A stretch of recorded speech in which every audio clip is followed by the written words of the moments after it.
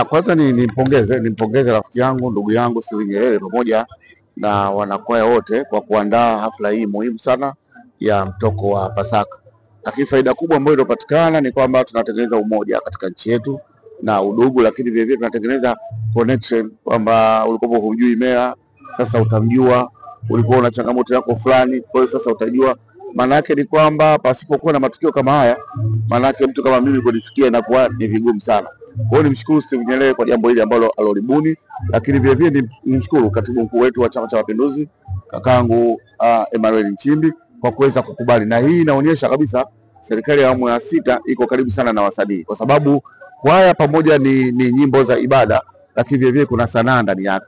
Sasa kitendo cha mtu mkubwa kama yule kukubali kushuka na kukubali kuja kujoin na sisi, kwa kweli nampongeza sana kwa jambo hilo. Mungu ambariki sana.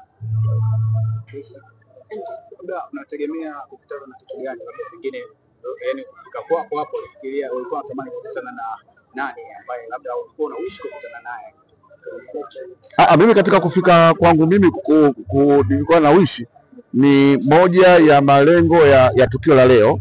Kwa mujibu wa kakangu Steven Nyerere, aliniambia kwamba kutakuwa na sala ya kumwombea Mheshimiwa Rais Dr. Samia Suluhu Hassan na kuiombea nchi yetu amani, kwa sababu wenzetu wa Kongo leo hii uwezi ukasema media kama hizi zikusanyike kumhoji kiongozi wote, namna suffering ambayo unaopitia. Sisi tumepata bahati, nchi yetu iko na amani na utulivu. Kwa hiyo na kazi anazofanya Mheshimiwa Rais ni kubwa sana, na tumeingia kipindi cha mvua. Zamani kwa kule kwetu ulisikia ulongoni imekatika, lakini ndani ya miaka minne uwekezaji ambao umefanyika wa madaraja, kwa kweli tunamshukuru sana Mheshimiwa Rais, na kwa tukio la leo kumwombea kwa Mungu ni jambo jema sana.